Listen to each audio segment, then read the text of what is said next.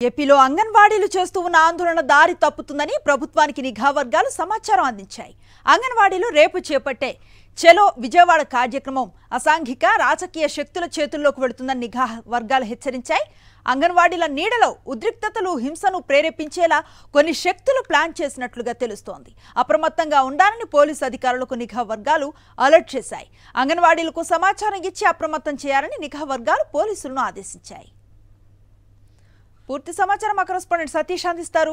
సతీష్, అనుశ్రీ, రేపు చలో విజయవాడకు అంగన్వాడీ కార్యకర్తలు పిలుపునిచ్చిన నేపథ్యంలో ఇంటెలిజెన్స్ నిఘా వర్గాలు ఒక కీలకమైనటువంటి సమాచారాన్ని పోలీసు యంత్రాంగానికి అందించారు. ప్రధానంగా అంగన్వాడీల ఆందోళన దారి తప్పుతోంది. రేపు విజయవాడ కేంద్రంగా చేపట్టినటువంటి చలో విజయవాడ కార్యక్రమాన్ని అసాంఘిక రాజకీయ శక్తులు తమ చేతుల్లోకి తీసుకొని హింసను ప్రేరేపించేందుకు ఒక ప్రణాళికను రూపొందించారన్న ఒక సమాచారం నిఘా వర్గాలకు చేరింది. ఈ నేపథ్యంలోనే అన్ని ఆ జిల్లాల్లో ఉన్నటువంటి పోలీస్ యంత్రాంగానే జిల్లా ఎస్పీలు కూడా నిఘా వర్గాలు, అదేవిధంగా డీజీపీ ఒక స్పష్టమైనటువంటి ఆదేశాలు జారీ చేశారు.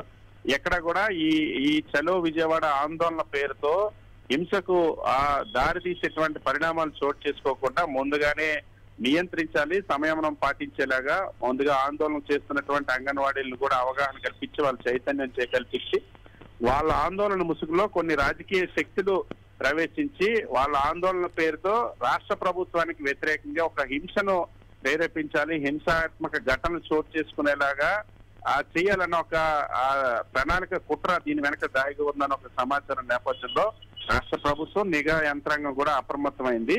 అంగన్వాడీ చలో విజయవాడ కార్యక్రమంలోకి ప్రభుత్వ వ్యతిరేక శక్తులు, కొన్ని రాజకీయ ప్రతిపక్ష పార్టీలకు సంబంధించినటువంటి శక్తులు, అసాంఘిక శక్తులు చొరబడ్డారన్న ఒక సమాచారం నిఘా వర్గాలకు అందింది.